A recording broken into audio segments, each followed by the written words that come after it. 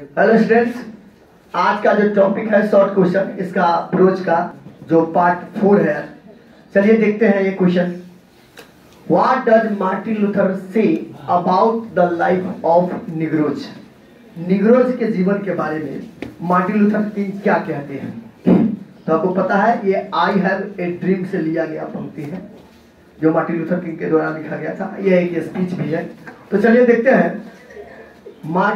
Martin Luther says that the life of the Negro is still sadly crippled by the manacles of segregation and the chains of discrimination. Martin Luther king junior कहते हैं कि जो Negro का जीवन है वो अभी भी दबाया जा रहा है, भेदभाव के नजरों से देखा जा रहा है। एक चेन बन गया है जो भेदभाव के अर्थ में उस नजरों से देखा जा रहा है, उन्हें दबाया जा रहा है। They still live on a lonely island of poverty. Negro लोग आज भी अभी भी गरीबी से जूझ रहा है। वो ऐसे जगह पर रह रहा है जहां सिर्फ गरीबी ही गरीबी है। गरीबी से जूझ रहा है, गरीबी का सामना करना पड़ रहा है उन्हें। तो ये बात आपका हो गया क्या निग्रो के लाइफ के बारे में मार्टिन लूथर किंग कहे होंगे। अगला क्वेश्चन है, What are the trial and tribulation the author talks about? सबसे पहली बात कि ट्रायल एंड ट्रिबुलेशन है क्या। ये क्वेश्चन आपको अलग से भी पूछ देगा। ट्रायल एंड ट्रिबुलेशन का मतलब हम आपको ऑब्जेक्टिव में भी पता है। ट्रायल एंड ट्रिबुलेशन का मतलब होता है ग्रेट सफरिंग, बहुत कष्ट। ये ऑब्जेक्टिव में भी कई बार क्वेश्चन आ चुका है, ध्यान देंगे इसको। तो ट्रायल एंड ट्रिबुलेशन का मतलब होता है बहुत कष्टों को झेलना, बहुत तकलीफ झेलना। तो मार्टिन लूथर किंग इस क्वेश्चन के माध्यम से क्या कहते हैं, what are the trial and tribulation the author talks about? Trial and tribulation क्या है जिसके बारे में कवि या ऑथर राइटर बोलना चाहते हैं, बताना चाहते हैं, बात करना चाहते हैं, बात करते हैं। तो यहां देखेंगे मार्टिन लूथर किंग जूनियर, ये पंक्ति भी जो है आई हैव ए ड्रीम से लिया गया है जो मार्टिन लूथर किंग के द्वारा लिखा गया है। तो ध्यान देंगे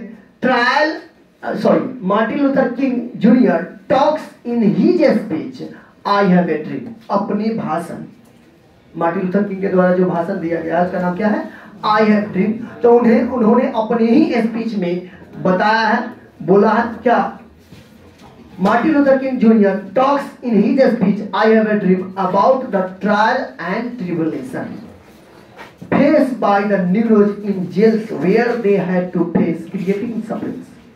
मार्टिन लूथर किंग अपने ही भाषण में निग्रो के बारे में, ट्रायल एंड ट्रिबुलेशन के बारे में बताया है। यानी वैसे निग्रो जो जेल में बहुत सारा कष्टों का सामना करता है उनके बारे में बताया। आगे देखिए, he talks about sufferings caused by their segregation.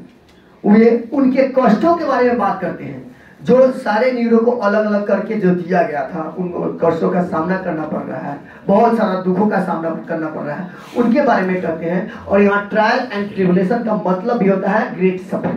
Trial and tribulation का मतलब यहाँ होता है ग्रेट सफरिंग। चलिए अगला क्वेश्चन देखते हैं, what is civilization in the real sense of the term? ध्यान दीजिएगा, ये क्वेश्चन कई बार पूछा हुआ है एग्जामिनेशन में, इस बार भी आ सकता है, संभावना है। तो यहाँ क्वेश्चन है, what is civilization in the real sense of the term? वास्तविक अर्थ में सिविलाइजेशन का मतलब क्या होता है? वास्तविक अर्थ में सिविलाइजेशन से आप क्या समझते हैं? ये पंक्ति जो है इंडियन सिविलाइजेशन एंड कल्चर से लिया गया है, जिसे कौन लिखे हुए हैं, महात्मा गांधी। तो चलिए हम देखते हैं आप, civilization in the real sense of the term. सभ्यता का मतलब, वास्तविक अर्थ में सभ्यता का मतलब जो है, consist not in the multiplication but in the deliberate and voluntary restriction of wants. Civilization का मतलब यह नहीं होता है कि हम अपनी इच्छा को बढ़ाएं, इच्छाओं को और अनेकता में बदल दें। नहीं, सिविलाइजेशन का मतलब होता है हम अपने इच्छाओं पर नियंत्रण पाएं। इसका मतलब सिविलाइजेशन होता है महात्मा गांधी के शब्दों में। This alone increases contentment, real happiness and capacity for service. ये सिर्फ एक अकेला चीज है। जब हम सभ्य हो जाते हैं, हम सिविलाइज हो जाते हैं, हम अपनी इच्छाओं पर नियंत्रण पा लेते हैं, तो ये एक अकेला चीज है जो हमको क्या कहते हैं, आनंद प्रदान करता है, खुशी प्रदान करता है और आगे के कार्य करने की क्षमता प्रदान करता है। तो सिविलाइजेशन का मतलब यही होता है। अगला क्वेश्चन है, how did our ancestors enjoy true home rule. ये बहुत इंपॉर्टेंट क्वेश्चन है। ये क्वेश्चन 2018 में 2018 में ये क्वेश्चन पूछा हुआ था। ठीक है, तो ध्यान देंगे बच्चों। How did our ancestors enjoy true home rule. हमारे पूर्वज ट्रू होम रूल का आनंद कैसे उठाते थे, कैसे उठाए। तो देखिए हम, ये बात भी इंडियन सिविलाइजेशन एंड कल्चर से लिया गया है, जिसे महात्मा गांधी लिखे होंगे। ठीक है, Gandhi ji in his essay Indian civilisation and culture, Gandhi ji अपने ऐसे, अपने निबंध इंडियन सिविलाइजेशन एंड कल्चर में says that our ancestors enjoy true home rule as everyone followed their occupation honestly। Gandhi ji अपने ही निबंध इंडियन सिविलाइजेशन एंड कल्चर में कहते हैं कि हमारे पूर्वज जो थे वो ट्रू होम रूल का बड़ी आनंद उठाए थे। क्यों? क्योंकि वे लोग सब लोग अपने काम को बड़ी ईमानदारी पूर्वक करते थे उस समय। The common people live independently, सामान्य लोग स्वतंत्रता पूर्वक रहते थे।